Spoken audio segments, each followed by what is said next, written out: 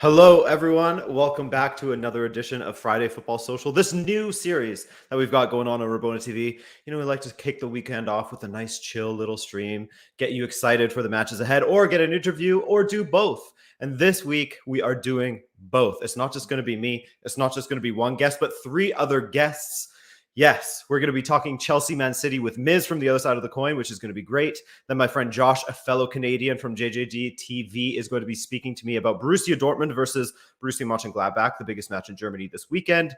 And then, of course, we'll finish things off with another friend of the channel. It's just friends of the channel today, which is great. I'm very, very excited. We have Uncle Sharma coming on to talk about Inter versus Atalanta, the Nerazzurri versus the Nerazzurri. But first, like I said, we're going to have Miz from the other side of the coin. You guys know him. You guys love him, especially if you're a supporter of Chelsea. And if you watch the channel frequently, you will have seen him probably a couple of times on here as well. So let's bring him in and let's talk Chelsea versus Manchester City. Miz, first of all, how are you, man?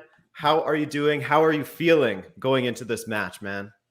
Man, I'm doing really well. I'm very confident, really excited to be on Rabona TV, one of my favorite content makers out there, Adrian. Honestly, you do a fine job.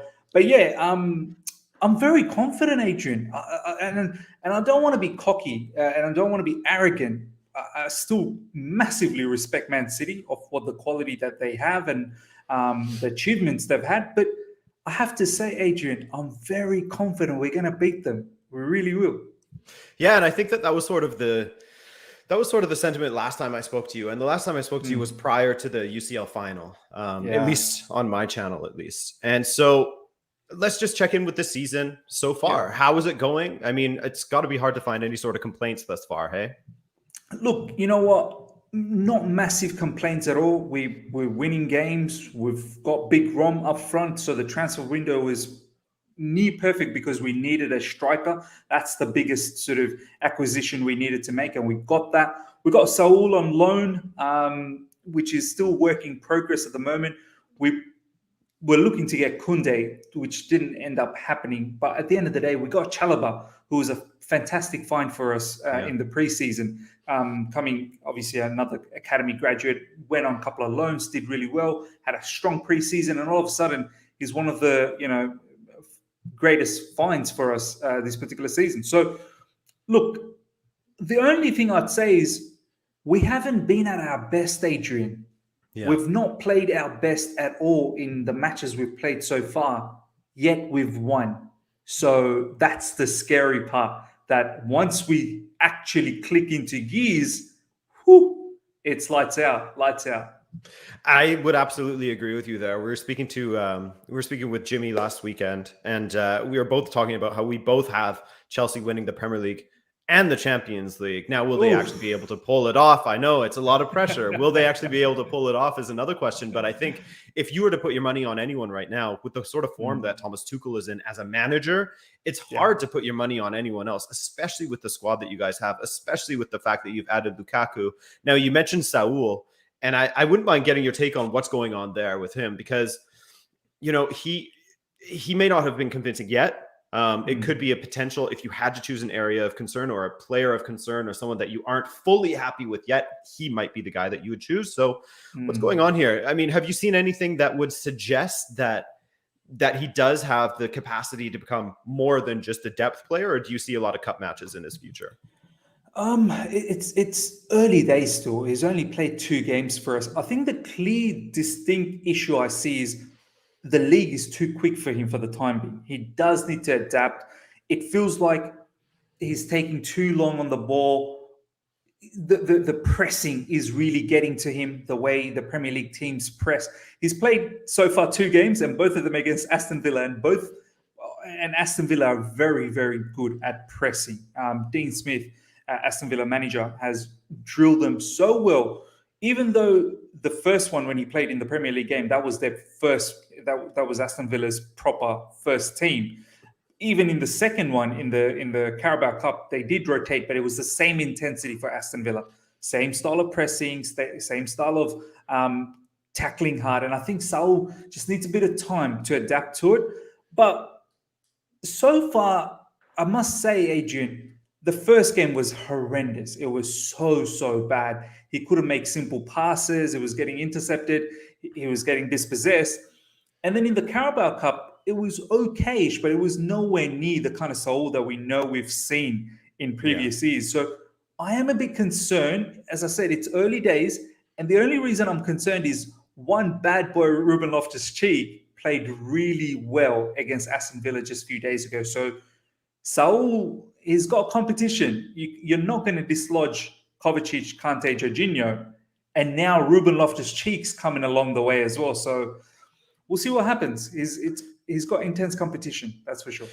He does, and Metalfly asks in the chat here. He wants to know what you think. I mean, is one of the possible weaknesses is if Kante gets a long-term injury. Now, I know that Kante has been sort of in and out at times with injuries over the last couple of years, but without him in that midfield, how do you see Chelsea doing?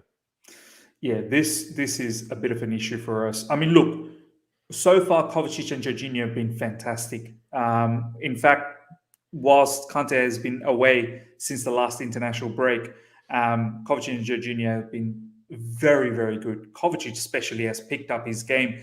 He's looking like a proper 8 now. He's chipping in with assists, scored a goal against Spurs, which was a very, very, against Aston Villa, which was a very cheeky goal from him. Look, Kante, of course, as soon as he was introduced from back from his injury against Spurs, he looked magnificent. So Kante, when he's fit, he's going to start. But the issue is these injuries. Yeah, we have to manage him, Adrian. We can't expect him to play 2 games a week anymore. It may be just the one game a week from now on, maximum 2 games. So it is what it is. We are looking for the future down the track in the next summer window, where we've already been linked in the last summer window with Declan Rice, Sharma. So I think Kante will still stick around at Chelsea, but I think he will be managed. He won't play as many matches as we have seen him previously do, but I think we should still be okay.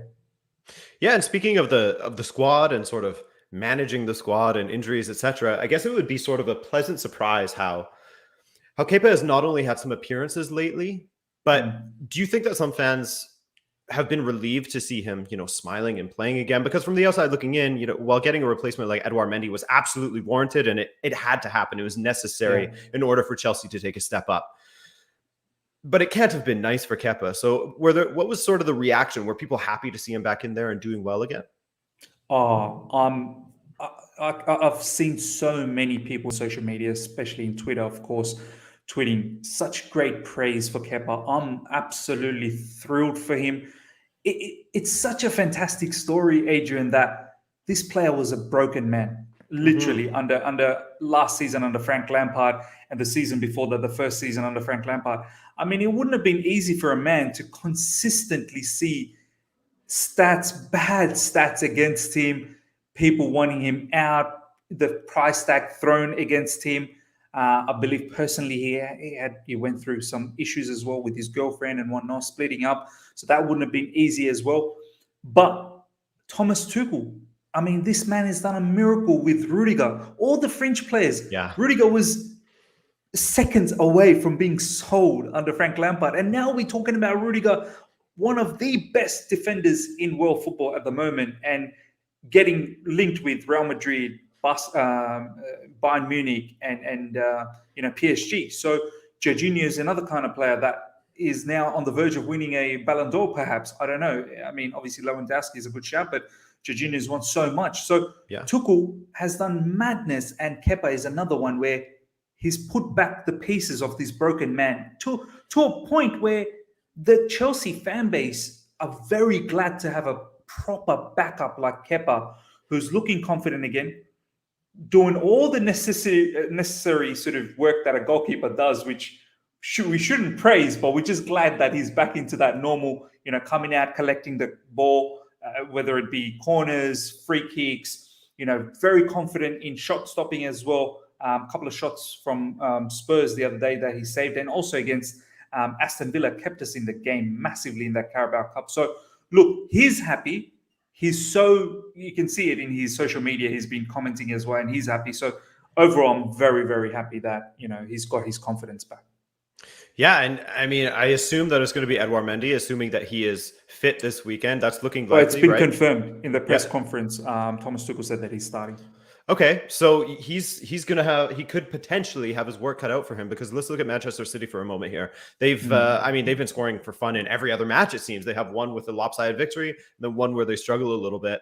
But the fact remains that they've scored 5 or more goals on 4 occasions in their last 6 matches. So Southampton showed that they can be frustrated. Maybe they're a little lucky with that borderline offside there for Sterling's goal that was disallowed. But what will Chelsea's approach be to sort of try and quell that attack? Is it going to be hit them on the counter, or do you think that now that they have an attacker like Lukaku, they're going to try and be on the front foot a little bit more? I think we're going to be very balanced. We're going to respect the fact that Pep Guardiola only knows one natural way of playing, which is possession-based football. I think there was the one time under Sarri, when Sarri was our manager, where he kind of allowed us to have the ball. But I think it's very natural for Man City to control the possession. But we've got ballers as well, Adrian. We've got ballers all over the park. Our midfield, I'm guessing now with Mason Mount being injured, he's ruled out for this particular match. I think our midfield is going to be Kante, Jorginho, and Kovacic. And these guys are proper ballers. A lot of people underrate Kante with his ball-playing abilities, but you should not underrate him one bit. And even in defense, I'm expecting Rudiger, Silva, and Andres Christensen, and they're absolute ball players as well. So, look, we are going to defend tight when we need to. We're going to catch them out in the counter with Lukaku and Timo Werner. That's what I'm expecting up front. And when we need to control possession, I'm pretty sure we should be able to do that as well. So I think the key factor for me is our defense is a lot stronger than their defense. That's the biggest factor. I will find it very difficult for them to penetrate us. I mean, we've seen it already. We've played them 3 times last season in the last 6 weeks of the season. They've found it very difficult to break us open. And this season we look even stronger defensively. So that's going to be their Achilles heel for sure. I think so too. They've shown, I mean, that game against Leipzig, they go up against a good attacking side and they leak 3 goals. I'm sure that Pep was just infuriated by that. There's no way he was happy. Even if you do score 6 goals, conceding 3 in a single match is never something to smile about, really. But let's talk about Chelsea's squad again going into this one. So what do you think it's going to look like? Is it going to look like Alonso down the left? Is it going to, are we going to have Kante in the middle? What's it going to be? Look, Alonso, he's unstoppable at the moment. You can't drop him. It'll be absolutely criminal activity to drop him at the moment. And I think Thomas Tuchel has really probably sat down with him off season and worked out his limitations. He's playing so much more balanced. He's more closer to midfield. He doesn't just bomb up, recklessly and leaving a gaging, hole at the back. So Alonso, for me, at the moment, definitely well ahead of Chilwell. And this is nothing against Ben Chilwell. He'll most likely come back. So Alonso, for me, definitely starts. In the back, I've already said Rudiger. Tiago Silva has had a fantastic game against Spurs. So he will continue. This is a big match. The man is just simply unbelievable. At the age of 37, age is just a number for him. And people say, oh, he's slow. How is he going to keep up with all of these fast-paced City players? It's reading the game. He reads the game quicker than everyone. And that's the edge that he has about, in front of all the other players. Yeah. So it'll be Silva in the middle, Christensen as the RCB, Azpilicueta. You 100% will have the captain, and Yeah. Thomas Tuchel more times than none always plays with Azpilicueta. In the middle, Jorginho, Kante, Kovacic up front, Lukaku, Timo Werner, two up front. I think those two, they complement each other and they've looked very comfortable together. Lukaku had Lautaro Martinez in Inter Milan where he was doing a lot of damage with. I know Timo is not as technical as Lautaro, but I think both of them, as I said, favors each other. So that's my lineup. Yeah, I think that sounds good. So more of a, I guess, a 3-5-2, like classic 3-5-2 sort of look to it, as opposed to this 3-4-2-1 that they have listed here on whoscored.com. So I know you sort of glazed over it earlier, but to close up here, what are we seeing? What's the expectation for this one? Is it going to be from 3 to 4 from 4 for Tuchel over Pep Guardiola? Or what are we saying here, Miz? 4. We're going 4 from 4. And we are going 3-0 victory Chelsea. I know people are going to say, oh, Miz, you're on some sort of smoke. Give me some of that. But I'm thinking 3-0. We're going to get them.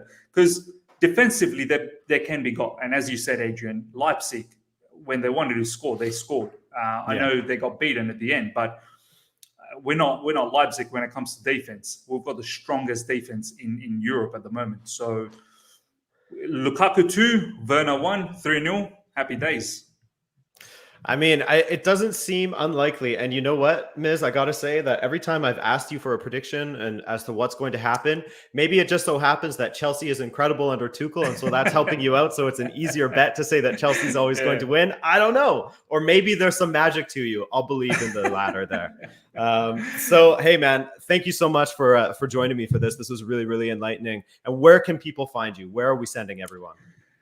Ladies and gentlemen, you can find me on the other side of the coin. Literally, if you just type the other side of the coin, it should come up with my channel. And it's a whole heap of Chelsea content, but we do cover every now and then some blockbuster news on any other Premier League teams or La Liga teams, French teams. So it doesn't really matter, but predominantly it is a Chelsea channel. So if you're interested to get your Chelsea fix on a regular basis, I upload on a regular basis, stream as well. So pop down and get your Chelsea fix. Absolutely do that. Correct me if I'm wrong, but you sometimes allow to have like a subscriber call-in type show as well, where any of your subscribers can sort of speak their mind about something that's going on at Chelsea. Am I correct in saying that? 100%. I like doing that as well, which basically just getting closer to the community, getting to see what they have to say as well. And just creating that interaction, that connection one-on-one, which is fantastic. I absolutely co-sign Miz. I mean, guys, if I just tell you this, Miz is based in Australia, so it is about 2 a.m. where he is right now. And he stayed up just to be on this stream. So you know this man is very, very committed, and you can feel safe in committing to him as well. He absolutely gets my cosign. So again, Miz, thank you so much, man. And good luck this weekend. It's going to be a really fun match. It's going to be amazing, man. It's an early kickoff as well. So I'm looking forward to it. It's perfect. Awesome. Well, thank you, Miz. And we will catch you again soon, I'm sure. All right. Take care, man. It's been a pleasure. See ya. Bye. Bye. All right. So that was great. Always nice having Miz on the channel. I always enjoy speaking with him. And up next, we're going to just keep it moving, guys. We're going to keep it going. Let's see what's happening in the chat here. Have they renewed Rudiger's contract yet? Asked Metalfly. I'm not sure that they have. We're going to keep it moving. We're going to switch right over to Borussia Dortmund versus Borussia Monchengladbach, who, of course, we have Josh. I almost called him Jay for getting ahead of myself, saying JJD or JTV. So here we go. We got my man, Josh. He's coming in, a fellow Canadian. We're going to talk Borussia Dortmund versus Borussia Monchengladbach. First off, Josh, thank you for joining me. Second off, how are you doing on this day? I'm doing good. Jay's excited to be here. It's going to be fun. It's going to be fun. I appreciate you having me on, and I'm excited to talk about Dortmund this weekend. Yeah, of course. And let's get right into it, man. But before we get into the game itself, I want to check in with you. Like, what's going on with your channel? How are things working with Borussia Dortmund? For those who don't know, Josh has been doing some work with Borussia Dortmund themselves. So tell us, man, what's the update? What's going on there? Yeah, it's been fun. Obviously, a decent, exciting start to the season for Dortmund themselves. The channel's been going good, doing previews, reviews, our watch-alongs. We're a kind of like a fan influencer slash video contributor to Dortmund's international fan app. So if you download the international fan app, you'll see my pretty face over there, and it's been pretty cool what they've basically allowed us to do with them, and pretty proud of that partnership, and hoping for a pretty good season this year. Yes, absolutely. I mean, it's honestly, I've been amazed that it took you less than a year to get in contact with the club and working with the club and getting yourself sort of integrated within the fan app and everything. So that's amazing, man. Shout out to you. But enough praise. We got to start with some praise. But now it's time to move on to the nitty gritty here. So let's talk about the club itself. Still easy territory for you. What are your overall thoughts on this season so far? Because you have a new manager, a well-respected, very sought-after manager at that in German football. So how has Dortmund looked under him so far this season? I feel like questionable is probably the best way of putting it. I mean, the results have been there, to be fair. I mean, we're 4-0-1 right now in the league, which we had a disappointing loss against Freiburg. We've conceded in every single game. So obviously there's some work to do in the back end, but we've been scoring a lot of goals. So, I mean, if anyone is just a general football fan and there's one team to probably want to keep an eye on this year, it's Dortmund, because you're guaranteed right now probably an average of 5 to 7 goals every game. But yeah, I mean, if Marco Rose can figure out a way to kind of tighten up at the back, he's still playing around with a few systems. He was known for that 4-1-2-1-2 that was a very unique system. It's not a system you really see played at the highest level, so a lot of people are very kind of concerned when he tried to implement it. It kind of looked a little stagnant, a little dead through the middle, not really getting the width out of these players. He switched it back up. He's playing kind of in a 4-3-3 right now, and you're going to see a little better football, I guess, but there's still a lot of defensive concerns. But again, it's exciting, and we're hoping to carry it on in the weekend. Yeah, absolutely. And that was actually where I wanted to go next, because everyone always talks about Borussia Dortmund and defending equals bad, which is, to be fair to them, has been true for the most part. So is it still the set pieces? Is it defending from open play? Is it everything? Do you think that you need a better defensive midfielder to sort of give some cover to that back line? Or what do you think is the biggest weakness defensively at the moment? Set pieces have always been an issue for Dortmund, and as soon as you think you're going to sneak through, I mean, we're up 3-0 against Union Berlin. It seemed to be like just a smooth sailing game at home, and then we concede 2, one of which was being a set piece. I think mostly just defensive lapses. I have a little bit of concentration. I don't know if it's the midfield I want to point the finger to. I think it is a little bit of the back line. Sloppy mistakes I've turned over. Like everyone knows how talented Guerrero is going forward, but he's been caught a few times this year napping. Very nonchalant on the ball. It's turned around, and it's a little bit of focus, honestly, as well as set pieces. And set piece defending has been an issue with this team for several years now. But those are probably the two biggest pictures I look at when we concede so much this season. Yeah, it's not something that Marco Rosa alone has struggled with. It feels like every manager for a while now has been struggling with that. So let's actually talk about Marco Rosa. In every game that you guys have played in, you've scored at least 2 goals, as you were sort of alluding to. The only failures to do so coming in those losses, I believe, is the German Super Cup that you guys lost, and then that match against Freiburg that you spoke of. So there's no issues there. You're happy with how you guys are playing in the attack? Yeah, I mean, honestly, the attack has just been relentless. I mean, when you have someone like Erling Haaland, and we were having a debate, and it was going on the channel left, right, and center, saying, like, it doesn't matter what any club in there is going to offer us for Haaland. We literally cannot afford to lose him. If without Erling Haaland and finding goals out of absolutely nothing, I don't think we'd be 4-1 right now. I bet you we'd probably be sitting around like a 2-2-1, something like that. Like he's a match winner. It's why he's one of the most sought after youngsters that there is, and he doesn't even play like a youngster. But there's more to just him. I mean, Jude Bellingham has been fantastic this year. I mean, he's arguably part of the attack, even though he's playing as a number 8. Gio is getting involved. Royce is getting involved. Hazard's coming back. There is a lot of keys to this attack, and it's all basically around Haaland, and he is the main man. It's why he's sitting on 7 goals right now, tied with arguably the best goal scorer you're going to find around, Robert Lewandowski. For sure. And, Brian De Geer was that a cat I just heard? Shout out to the cat if it was. That was Socks, yeah. Oh, yeah. Okay. Shout out to Socks. So Brian just asked thoughts on Milan, and that's something I wanted to ask you about, because he came off of the Euros where, obviously the Netherlands had a bit of a disappointing Euros, but I think that he was one of the bright spots, at least how he was linking up with Depay in the attack during that tournament. So is he still just finding his feet? Do you think that it's not really fit? Is it that he wants to play the same position as Haaland? Like what's going on with Daniel Malin so far? There's a lot of hype around him. He was our big money signing. In my opinion, I thought that he was supposed to come in kind of as a future Haaland replacement. So like I wouldn't be surprised, for example, if and when Haaland does move on, if Malin just takes on Haaland's position, and then we sign a winger who will then arguably take over Jadon Sancho's position. But with this season right now, Marco Rose wanted to play that 4-1-2-1-2, the two strikers.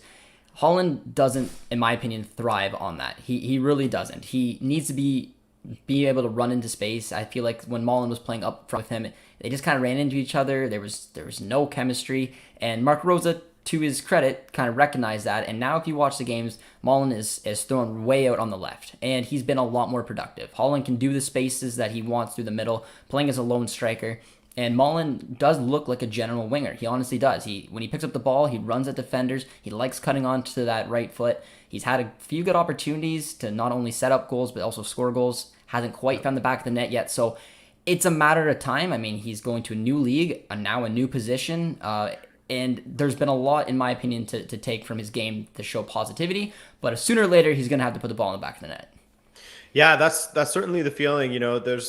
I always like to be patient with a new signing because especially when they're coming to a new country, it can be difficult, even if it is like, for example, João Felix, I'm always going to bring him up.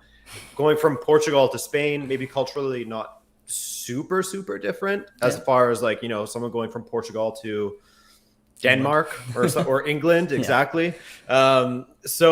But I do think that we do need to cut some players some slack when it comes to allowing them time to sort of get their feet in a new country. Like look at Hakim Ziyech, especially let's say if Daniel Malin gets an injury or something like that. I think that just sort of extends the time even further that you have to sort of allot him to find himself. Because like I was saying with Hakim Ziyech, obviously an incredibly talented player, but it took a while at Chelsea. It's a new culture. It's a new league, a new intensity to get used to, where I think the Bundesliga shares that similar sort of sentiment in that it's quite an intense league with all of the pressing and counter pressing and everything that's always going on there. So yeah, but someone just asked about, or not asked, but praised Jude Bellingham. Do you see him, as an even more important player than he was last season? Because after that last summer that we just saw where, he got a couple of games with England prior to Euro 2020, and he looked excellent even in the national team. So what's the roof for this kid? Where's the ceiling for this kid? Is he going to be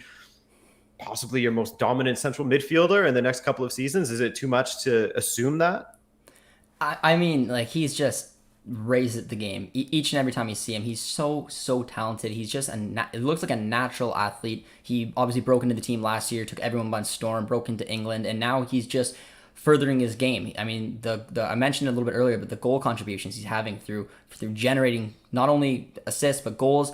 There was a couple of moments earlier in this season where you pass the ball to him in the middle, and he's just a driving force. He has confidence. He's able to run past players with ease, which then obviously allow the front three to do what they do. And he's just becoming such a focal point to this midfield. And being so young, I mean, there's only room to grow and keep getting better. And I think this team and this league is a perfect example of it. You see it all the time with English players coming over and trying to replicate what Jadon Sancho did, what Jude Bellingham did. And you see a lot of them be successful at it. The biggest question is how long can we hold on to him before a Premier League club inevitably comes in and tosses a ton of money at him. But I think he genuinely likes playing here. I think since he's still so young and so raw, and he sees his game getting better and better. And honestly, maybe looking over at Sancho and being like, maybe I can wait a couple more years before taking that money. I don't know. I think he is going to be a driving force for our midfield for hopefully 2, 3, 4 more years to come. I think so. I hope that some of these younger players are learning a little bit of patience. I know that the game isn't heading in that direction at all. In fact, it's heading in the opposite direction of, sign a player when he's 16, which is what Dortmund did, I guess, with Jude Bellingham. No, he was still 16 when they signed him. But 17, I think. But 17. So, but I hope that they're starting to recognize that, it doesn't hurt to take an extra year when you're just 18, when you're just 20 or whatever, in order to sort of get your feet even more so. And speaking of getting back on your feet, we have Ron here asking, being a Brandt believer, do you think he'll finally show some consistent form under Marco Rose? It's such a touchy subject for me because I've said it. I did an interesting episode at the beginning of the year, and I was talking about players who were going to have kind of a breakout / important year. And my very last one, I thought was an interesting one. I said one of Brandt or Gio, because when I look at this team, you need minutes to be successful. Brandt and Gio have both had opportunities in the attack, and I'm going to say they probably haven't quite taken them up to this point. Gio a little bit more so this season than Brandt. But if you're not willing to, or you're not going to put in these performances, you're not going to get played. And if you're not going to get played, you're going to become an inconsistent player. And I don't see a system where you can have Royce, you can have Gio, you can have Brandt on the field, because in my eyes, they're all basically 10s. Brandt and Gio can play as an 8. But if we get away from this 4-1-2-1-2, which I'm desperately hoping we do, that brings in 2 wingers. And that essentially just allows one center attacking mid, which would be Royce, which then honestly could leave Gio or Brandt on the bench. And if one were to play on the wings, it would be Gio over Brandt. So I don't see Brandt, and he was the one at the beginning of the season. I said there's probably, like, this is probably his last opportunity to make it at Dortmund. And if he's not going to get the minutes and he's not going to find a system to be successful, he's not going to shine. And now on top of being out for sporadic periods of time, it's just making it even harder. So, I mean, I wish the best for him, but I don't see it. I don't see him having a stellar season this year. No.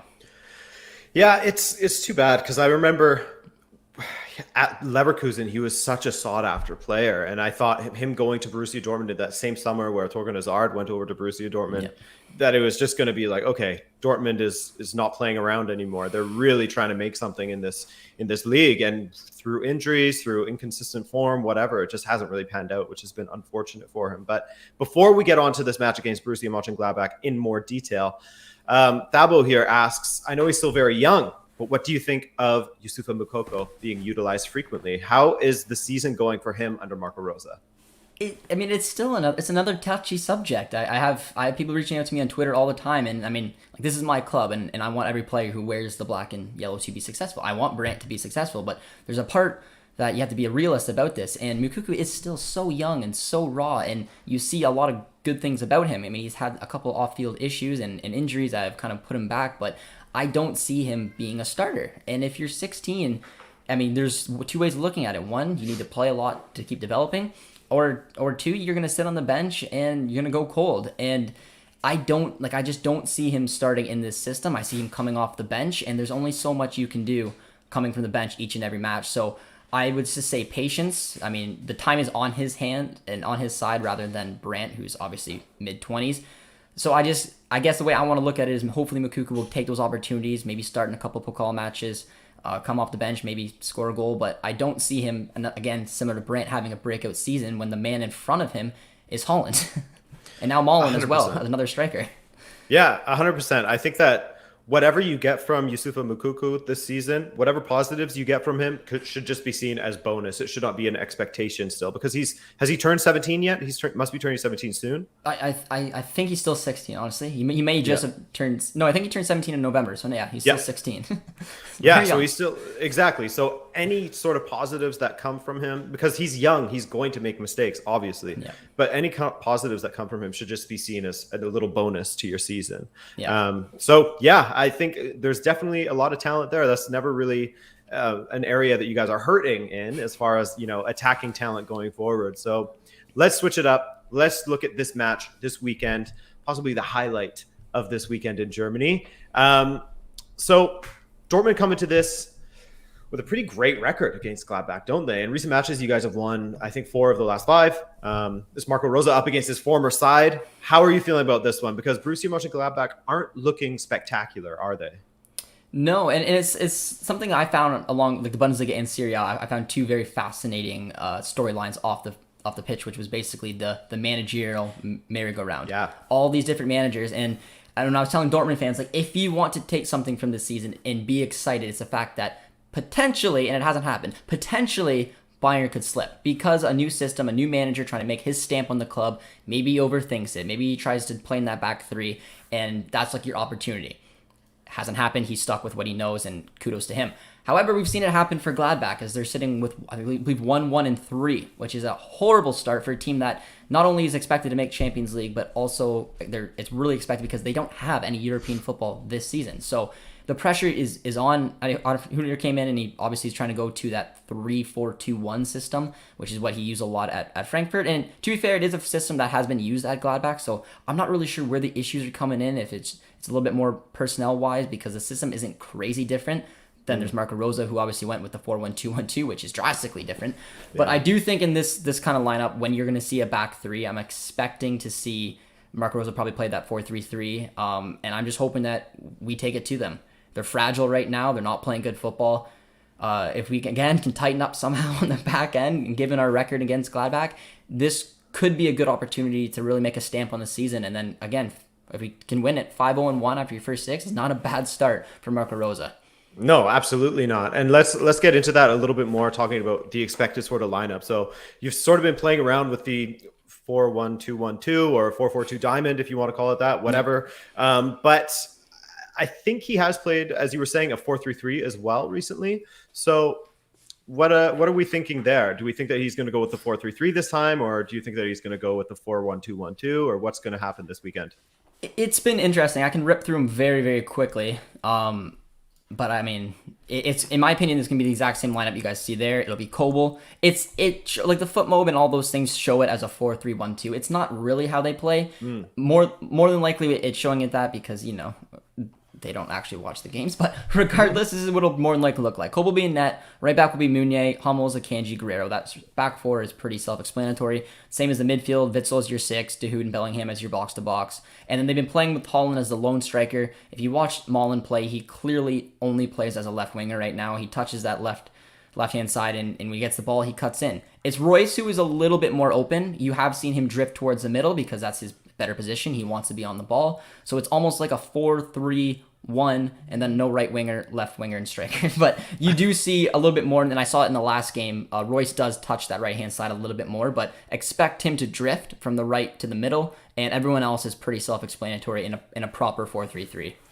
Yeah, and like, what do you make of Thomas Meunier's season so far? Because he's one of those players that was a little bit, I guess underwhelming would be the word, or maybe he hasn't done as well as would have been expected of him coming from PSG prior. But I mean, he's been putting in the crosses and getting some assists this season. So what do you make? Is that an unexpected sort of performance from him so far this season? Yeah, I just love the way that football fans work. Last year, Meunier on the channel was ripped apart, and honestly, somewhat deservingly. Like, he had a very poor season. He didn't thrive in the Bundesliga. He, in my opinion, was someone last year, and it's the best way to describe it because we were used to Hakimi, someone who was just so deadly. Meunier, in my eyes, always made good runs, good positive runs, put himself in good position. His final ball, the quality was never there. And it's so frustrating to get him in good positions and seeing the right movements and a player that looks to potentially figure out what he's doing, to then put in a dreadful cross or make the wrong decision. This year, the only real thing I'm seeing different is the quality of ball. He is still making those runs. He's still basically being a threat going forward, but now the balls that are going in the box, they're just different. When he knows when to float one in, he does. When he can drill it across, he does. And that's where the decision-making last year just wasn't there. So I don't know if it's just confidence, if he got some momentum from the Euros. I don't know exactly what it is, but it's not a drastic difference. But in hindsight, it is. He's just finding that little more quality, and Holland is eating up every cross that's coming his way. So yeah, kudos to him. The fans we have on JGT TV love it. A couple times on our 5 takeaways, they say, Josh, you didn't even mention Meunier. All right, I'll get in there. I'll talk about him. But yeah, it's really good to see because we didn't have any other option. And if Meunier wasn't going to step up, I don't know who would have. Yeah, no, that's absolutely one of the areas that it just seems like the signings weren't working. But yeah, now I guess that's the difference. And then you have Haaland, who's actively working on his aerial game as well, which is just making him amongst the most complete strikers out there at this point. It's just insane. This guy, his AI is improving all the time. So let's hear it, man. What's going to happen this weekend? Is it going to be a Haaland hat trick? Is it going to be a smashing of Gladbach as they're still trying to sort of find their feet, or what's going to happen? Tight game? It's I mean, if you hear my predictions, you're never going to see me go against Dortmund. I mean, come on. I don't even care. I don't care if it's Bayern. I don't care if it's, I'm always going to go for Dortmund. But realistically, I do think there's a big opportunity for Dortmund to win against Gladbach for all the reasons we just touched on. They have a phenomenal record against Gladbach. They've been in Dortmund's back pocket for the past few seasons. The fact that they've had a really rough season, and there's the emotional return for Marco Rose, and being a little realistic, I don't know if we're ready for the clean sheet yet. I think we're still going to wait a little bit. So I predicted 2-1 for Dortmund, away win, maybe a Milan goal, maybe a Holland goal, but I do think that we'll find a way to get it done. Yeah, and I agree with you. Something you said earlier about if anyone's looking for a team to watch and just be entertained, especially Borussia Dortmund. Go for Borussia Dortmund, man, especially this weekend up against Borussia Monchengladbach. Let's hope that this isn't the weekend where it's just like, and you know what's going to happen. It's going to be like a little 1-0 win for someone now that we've said this, or a 0-0 draw. But yeah, hey, man, where can the people find you? Everyone, I'm sure, has enjoyed this chat. So where can they find you, man? Let them know. JGD TV on YouTube. You can follow us there. We'll do a watch along tomorrow. So if you want to get into watching a little Bundesliga football, you can join our lovely, lovely community there. I see OC chilling in the chat. So it'll be fun. You guys can come and tune in and hopefully watch an exciting game and maybe a clean sheet. Like 4-0. That's another way of looking at it. Yeah. Maybe a clean sheet. We won't make any guarantees, but we will guarantee some entertainment. Anyways, Josh, thank you so much for joining me, man. I appreciate you. Nice having a fellow Canadian on here. And yeah, enjoy the match this weekend, and we'll catch up soon. Sound good? Yeah, man. I appreciate you having me on. Yeah, go Canada. Go Dortmund. All right. Cheers, man. Take care. Okay, guys. That's 2 previews up. We have 1 more to go. Another thank you to Josh. It's always fun having him on. I think I've only had him on my channel maybe once, to be honest with you. I can't really remember anymore, but he has been following Borussia Dortmund so closely for many, many years. The fact that the club themselves actually co-signed by having him host some of their official Twitch streams, having him work within the fan app and everything, he's doing a fantastic job. And now, finally, we're going to finish up in Italy. We're going to bring on another person who's a great friend of the channel, Mr. Uncle Sharma. We have Inter taking on Atalanta this weekend. I'm very much looking forward to it. And Zio Sharma, how are you, man? Are you excited? You ready for this weekend? I'm ready, man. It's the first big game of the season for Inter in the league. So, yeah, I'm fired up. I'm really hyped for it. And, yeah, I know how much you like Atalanta as well. So, yeah, it's going to be a good one.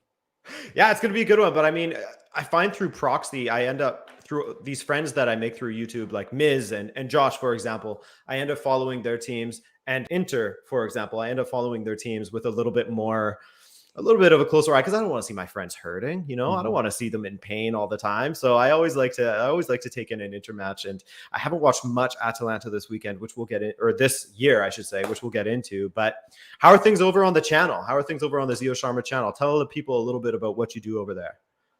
Yeah, no, I'm just a guy that loves Inter, and I cover Inter in terms of match reviews, match previews, watch alongs here and there, maybe for bigger matches. So yeah, I'll do a watch along for this Inter Atalanta match as well. So if anyone is interested tomorrow to pop along for the watch along, I'll be there. You can just type Uncle Sharma. You should be able to find me alongside many other Indian related things that you could find on YouTube. But yeah, no, it's going really well. There's been nice growth over the last summer or so, which I don't know if it's due to the whole drama, the Antonio Conte, Lukaku, Hakimi drama ongoing, or just people, finding my channel more. But yeah, it's going really well. And thanks to your constant push of the channel as well. I really appreciate what you do. Yeah, no, of course. I'm a huge believer in what you are doing over there. So thank you for joining me once again. And it's not just the Inter knowledge. It's your knowledge is pretty steady out wide. So I think that you're a perfect person to have on. So let's check in on your season, man, because obviously it was a tough summer. Everyone knows by now the story of who left. But how are things going under Simone? Because he at least plays with the same shape. But how is the Inter side looking a little bit different than that of Conte's previously? Sorry. Bro, things are going really well. I think much better than a lot of people expected after the summer. Inzaghi has gives a lot of credit to Conte whenever he's asked about it. That this team, people forget. I mean, Antonio Conte coached this team really well, so it's a very well coached team, and the core of the team is still there.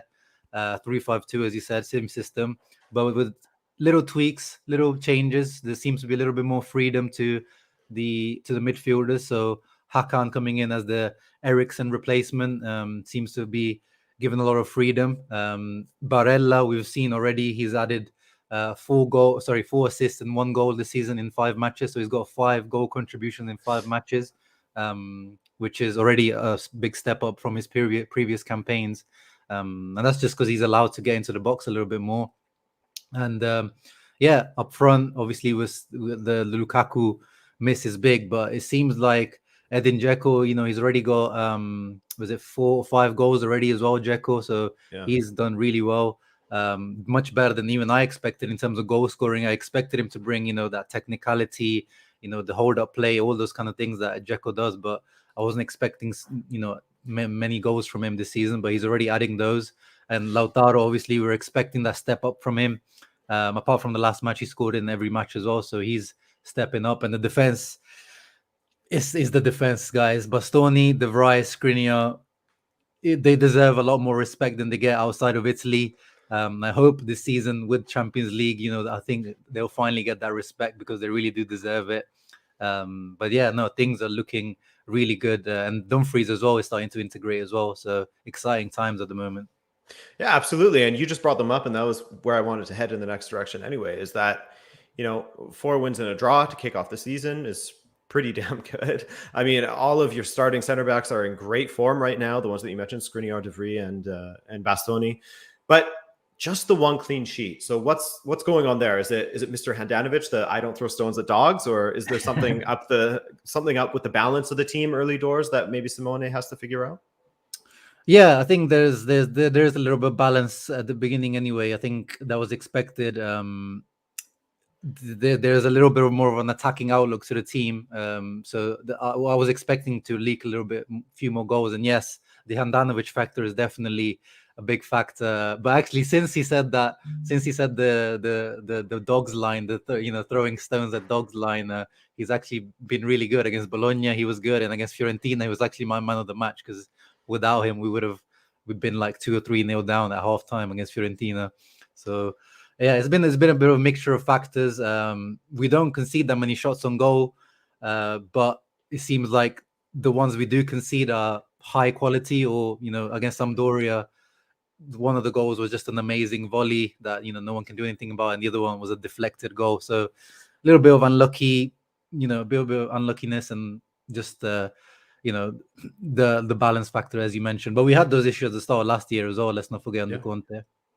Yeah, and I think that we need to cut some slack for Inzaghi, he's just starting with this team that had a lot of turnover, and a little bit of that you mentioned him earlier, and we have people in the chat mentioning him as well. Was Edin Dzeko? Losing Lukaku. Lukaku's one of the strikers in the world that is very, very difficult to get a like-for-like replacement. Very difficult. So you bring in Dzeko, which obviously changes the attacking dynamic a little bit between himself and Lautaro, but 5 goal involvements and 5 appearances is not bad from that big Bosnian boy. So how does this matchup, how does this output, go against or fall into exactly what you were expecting of him coming into the season? Did you think that it would be this instant, or were you scared that he was just going to be bumming about with his hands on his hips? No, I think Dzeko's very underrated. I think, this is probably a video idea for you to make in the future, but I think he's one of the most underrated strikers of this past decade. Alongside the likes of Giroud and these types of guys. I think he hasn't gotten his flowers because he went to Roma, and then Roma just haven't been at that kind of level for the past decade as well. But he put up really good numbers for Roma. I think he's their 5th or 6th all-time top scorer now. But yeah, as I said, I was not expecting a big return in terms of goals from Dzeko, just because his last season at Rome, I think it was only 7 league goals. So his game, we've seen that Inter, he drops really deep a lot of times because he likes to come deep and pick up the ball because he's so technical, he's so good at linking up. But then he's not. I don't think he has got the lungs anymore to come deep and then actually be in the box at the same time. But he's actually he's done better than I expected, and we've got this set piece threat now this year because Hakan coming in from Çalhanoğlu from AC Milan. He's really good on set pieces, and Di Marco, the guy who was loaned out to Hellas Verona, he's got a lovely left foot. So we've got 2. Before in the past we only had Eriksen, but now we've got 2. Got a left-footed and a right-footed threat from set pieces, and we've already scored 6 headed goals this Serie A campaign from headed goals. I mean, we were already last year we were the best team in the air in Italy, but this season, we're taking it to the next level, and Dzeko is one of those added threats in the air. He's much better than Lukaku in the air. Yeah, and I mean, you mentioned Hakan, and we've had some comments already about the Hakan slander that's been going on. And I follow you on Twitter. I see what's going on. I see you defending Hakan at this point, which is probably something you never thought you would have to do. So, how has he been overall? Do you think that he's sort of filling that role to a great degree, the Eriksson role, or were you expecting a little bit more from him? No, to me, he's doing exactly what I expected him to do. I mean, he's already, I think, I need to double check this stat, but I think he's already matched what Eriksson provided in terms of goals and assists last season already. So he's already doing, the job that he's coming to do on a free transfer. And I think I don't know what people's expectation is with Hakan. I don't know if they're expecting some sort of peak Wesley Schneider from him or some sort of, I'm not really sure. And he was receiving a lot of slander from Milan fans before leaving, and that seems to have carried on to Inter fans, and I don't really understand it at the moment. I feel like, and I'm always like this, I've done this in the past, I always feel, I don't know if it's my contrarian in me or this kind of thing of protecting people that are kind of slandered, but last season with Inter, it was it was even Perisic who I felt like was over slandered, and in the end, he was the one who took over from Ashley Young in that left wing back position, and I feel like this season Hakan is being that guy targeted for some reason, and maybe his attitude at times. He's got this kind of like a lot of these creative players can be a little bit lackadaisical, a little bit just walking around the pitch sometimes. But the running stats seem to show that he runs around as well. So I think he just needs to. The Inter fans just need to warm up to him. I think it'll take some time, but I think he's had a good impact. Yeah, I think so too. I mean, he certainly started off really well. Didn't he start with a goal in his first game or something? Goal and assist first game, yeah. Yeah, there you go. So let's switch gears a little bit here. And like I said, your knowledge of Serie A just in general is immense. So let's look at Atalanta, who you guys are playing this weekend. They aren't really the free scoring dominant Atalanta that we sort of got used to under Gasperini. So what's going on there, man? Is it a matter of everyone gelling because they made a few signings? They lost a couple of players as well. Or I know that you said once that you think that Gasperini's magic is sort of draining a little bit. So voodoo. What's happening? Yeah, is it the voodoo going on? A little Zlatan voodoo on Gasperini? I don't know. It's difficult to put a finger on it with Atalanta. I feel like they kind of do this at the beginning of every season. And when you saw that tweet as well, everyone commented underneath like, oh, you should know that they do this at the start of every season. But it does feel different this year. They don't seem, because usually there's always, the goals are always there, even when they're stumbling. But this year, as you said, I just looked up the stats before coming on. Only 1.2 goals per game in Serie A this year. I think they're 14th. I think they're 11th in the league for shots on goal, and then 14th in the league for actual goals scored. So yeah, there's something not quite right in the team, definitely. But also Luis Muriel's been missing. Yep. And we know last season there was that guaranteed substitute at like the 55th, 60th minute, Zapata out, Luis Muriel in, and Muriel was pretty much guaranteed a goal. So they definitely missed that kind of change that they used to do before. And I think the team, I don't know, in my prediction as well, I said that this year might be the year where they stagnate. They've had the same coach for a long time, same pretty much core group of players. I think a lot of them wanted to move. Augustin's in the past has said that he's wanted to move. Hateboer in the past has said that he wanted to move. When you look at their wages as well, they're not paid anywhere near probably what they should be paid because of Atalanta's, financial, they're not a big team at all. So I don't know if is that case, but in the summer they made all the right moves. They improved their goalkeeper position with Musso, who was my pick to be the Handanovic replacement. Demiral coming in for Romero, I feel like is going to be just as good in my opinion because I'm a big fan of Demiral. And then they've improved, the depth, in wing back, Zappa Costa coming in, and Miranchuk, he had the kind of year adaptation, so you'd expect him to take a step up. So I think they'll start getting better when Muriel comes back in and things start to gel a little bit more. But I think this year is going to be the year that we see Atalanta struggling more. Yeah, and if they are just following the rinse and repeat pattern from the past couple of seasons, it's typically around December, January-ish that they start to heat up, correct? Yeah, that's when the Gasperini injection starts working. It takes a while to kick in. yeah, you got to give it a couple of months in order for the effects to kick in. So let's look at this match, man. What are we saying for the starting lineup? I'll pull it up here in a moment, but will it look anything like the lineup against Fiorentina, or are you expecting some bigger changes there? Yeah, I think it's going to be pretty much the same. I think and I hope that Denzel Dumfries starts instead of Matteo Darmian, who was your twin, who started surprisingly actually against Fiorentina. I think that him versus Gosens is going to be, a battle of the gym rats. Like those are two physical beasts, both of them, Dumfries and Gosens. So that's going to be fascinating to watch. Even though last year I remember hyping up the Hakimi versus Gosens, and it didn't quite pan out to hit. No, because Inter were quite defensive, so Hakimi didn't really venture up, and Gosens was okay as well. I think it's one of those where you hype him up too much and then it doesn't quite happen. Yeah. But it'll be interesting to see how Inter approach this. But I think that lineup there, I think, is going to be the starting lineup, and I agree with that. I think that should be the starting lineup. Yeah, I think so as well. I was really impressed with. Maybe you could speak to what actually happened tactically and what he changed on the pitch, but the reaction in that second half against Fiorentina was certainly encouraging, wasn't it? Yeah, that was very encouraging. That gave me a lot of faith in this Inzaghi project, that this team is right behind him physically as well. There was a lot of talk with Mudasa, the guy you had on for Real Madrid the other day. He was always telling me when Pintus, the physical, he wanted that he wanted him back at Real Madrid, and now he's back at Real Madrid. And a lot of Inter fans were like, "Oh no, we've lost." I think he is probably the best physical trainer in the game.